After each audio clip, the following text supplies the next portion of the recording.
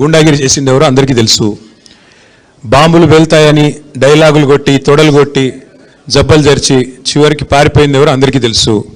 ఇవాళ లొట్టపీస్ కేసులు పెట్టి గుండాగిరి చేసే ప్రయత్నం చేసి ప్రతిపక్షం గొంతు నొక్కే ప్రయత్నం చేస్తున్నది ఎవరో అందరికీ తెలుసు.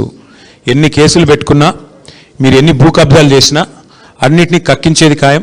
ప్రభుత్వంలోకి వచ్చిన తర్వాత తప్పకుండా ఎవరెవరు అక్రమార్కులు ఈ 1 కోటి ఎకరాలు నిషేధిత జాబితాలో పెట్టిన వాళ్ళు ఎవరు, దాని వెనకాల జరుగుతున్న 30% లావాదేవీలు ఏంటి, ఇవన్నీ కూడా కక్కించే బాధ్యత. ఇవాళ బీజేపీ అండ చూసుకొని కాంగ్రెస్ మంత్రులు బీజేపీ అండ చూసుకొని చెలరేగిపోతూ ఉన్నారు. వాళ్ళ మీద ఈడీ దాడులు జరిగినా వాస్తవాలు బయటికి రావట్లేదు. అందుకే ఇష్టం వచ్చినట్టుగా మాట్లాడుతున్న మంత్రులు తప్పకుండా వారి అవినీతిని కక్కించే రోజులు కూడా దగ్గరలో ఉన్నాయి.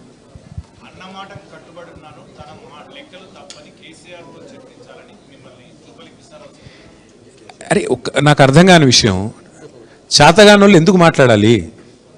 జూపల్లి కృష్ణారావు గారిని అసలు అడిగింది ఎవడు? నేను మళ్ళీ చెప్తా ఉన్నా, మేము సవాల్ చేసింది రేవంత్ రెడ్డి గారిని లేదా రాహుల్ గాంధీ గారు ఎవరు వస్తారో చెప్పండి అన్నాం. వాళ్ళిద్దరూ కాకుండా సందట్లో సడేమియా నువ్వే దూరితివి. దూరి నేను వస్తా 11 గంటలకు తెలంగాణ భవన్కి డైలాగులు కొడితివి, ఇప్పుడు పారిపోతివి, ఇప్పుడు మళ్ళీ గన్ పార్క్ అంటివి, నేను ఆడికి వస్తా అంటే అరెస్ట్ చేయించబడుతుంది.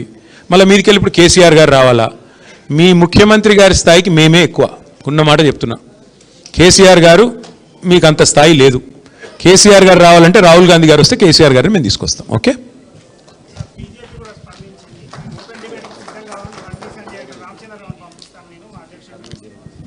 మధ్యలో ఆయన ఎవడు అడిగాడు బేగానా షాదీమే అబ్దుల్లా దివాన్ అంటే ఇదే ఆయన అడిగింది ఎవడు?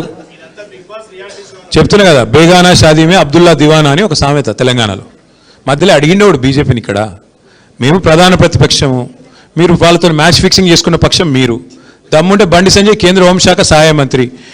ఈడీ రైడ్లో సెప్టెంబర్ 28, 2024 పొంగులేటి ఇంటి మీద ఈడీ రైడ్ ఏదైతే జరిగిందో ఏమైంది? ఒక్కసారి దమ్ముంటే బండి సంజయ్ మాట్లాడమని నేను అడుగుతా ఉన్నా. నువ్వు కేంద్ర మంత్రివి కదా. పొంగులేటి శ్రీనివాసరెడ్డి మీద ఈడీ రైడ్ జరిగితే ఇప్పటివరకు కేసు ఎందుకు పెట్టలేదు? బండి సంజయ్ సమాధానం చెప్పాలి. రేవంత్ రెడ్డి మీద ఆర్ఆర్ ట్యాక్స్ అని చెప్పి ప్రధానమంత్రి మాట్లాడిన తర్వాత ఇప్పటి వరకు ఎందుకు చర్య తీసుకోవట్లేదు? తెలంగాణ అనేది ఏటీఎంగా మారిపోయింది అని అమిత్ షా గారు మాట్లాడిన తర్వాత ఇంతవరకు నీ బాస్ కదా అమిత్ షా, ఎందుకు యాక్షన్ తీసుకోవట్లేదు? కాంగ్రెస్ అవినీతి మీద ఎందుకు బీజేపీ ఉపేక్షిస్తున్నది? ఎందుకు చర్యలు తీసుకోవట్లేదు? అమృత్ టెండర్లలో రేవంత్ రెడ్డి గారి బావమరిదికి కేంద్ర ప్రభుత్వం ఎందుకు టెండర్లు ఇచ్చింది? సింగరేణిలో జరుగుతున్న కుంభకోణం ఇవాళ మీ కనుసన్నలో జరుగుతున్న మాట వాస్తవం కాదా? 40 లక్షల టన్నుల బొగ్గు మాయమైంది అంటే దానిలో బీజేపీ పాత్ర లేదా?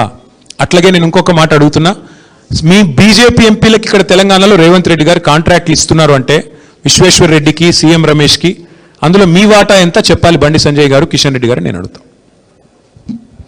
చాలా ఇంకేమని చెప్పాలా? చాలా. ఇక మరి మంత్రి గారు వచ్చినట్టు లేరు. షాల్వా దయచేసి వారికే మీరు మీడియా మిత్రులు ఇవ్వాలని చెప్పి మీకు ఇచ్చేస్తా ఉన్నా. Thank you.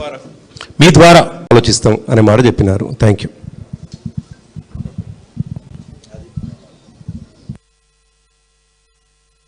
ఏమంటారు మరి?